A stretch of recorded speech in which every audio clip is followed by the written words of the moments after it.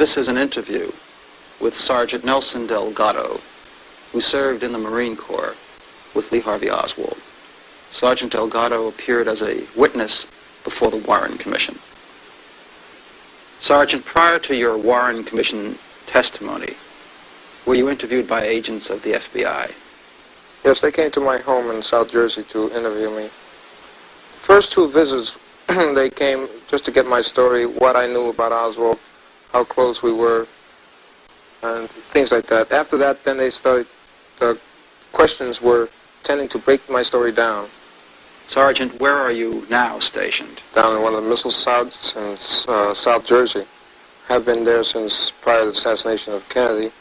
I've been here now for 3 years, and this month, the 20th to be exact, I'm leaving for Vietnam. When did you first meet Oswald? Just prior to the Christmas of 1958, Lee Oswald reported into our unit. Oswald and I got along very good together. We were, like I said, working in the same jobs. Involving aircrafts and radar, we controlled them from the ground and ran intercepts. We were about 40 enlisted men that really participated in this job. All of us knew Lee, and he knew all of us. We got along fine. We had discussions. Was Oswald interested in guns?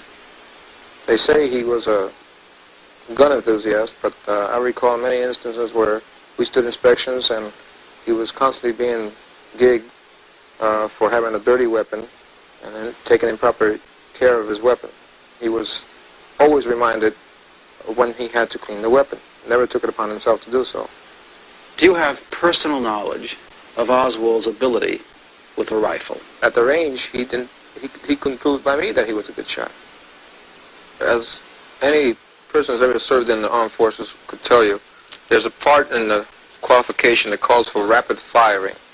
This is done with 10 shots, 8 in a clip and 2 that you load by hand. They give you maybe 30 or 45 seconds to be exact to fire these 10 rounds. Well, when you fire these, then you stand away from your firing position until everyone has finished firing. Then the targets are brought down and scored. The targets are run back up, and they're dissed for the number that you have hit, 5s, 4s, 3s, or misses. Well, in Oswald's particular case, it was quite funny to look at, because he would get a couple of discs. Maybe out of the possible 10, he'll get 2 or 3 Maggie's drawers. Now, these are a red flag that's on a long pole, and this is run from left to right on the target itself. And you don't see this on the firing line too often, not the Marine firing line.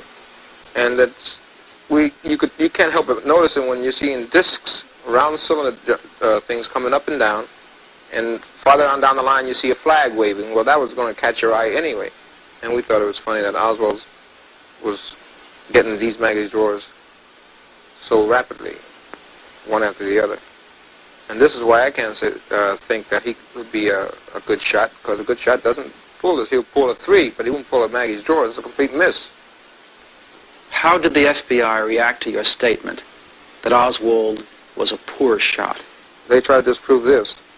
They did not like the idea when I came up with the statement that Oswald, as far as I knew, Oswald was a very poor shot. Do you feel that the agents of the FBI actually tried to get you to change your statement that Oswald was a poor shot? Yes, sir, I definitely do.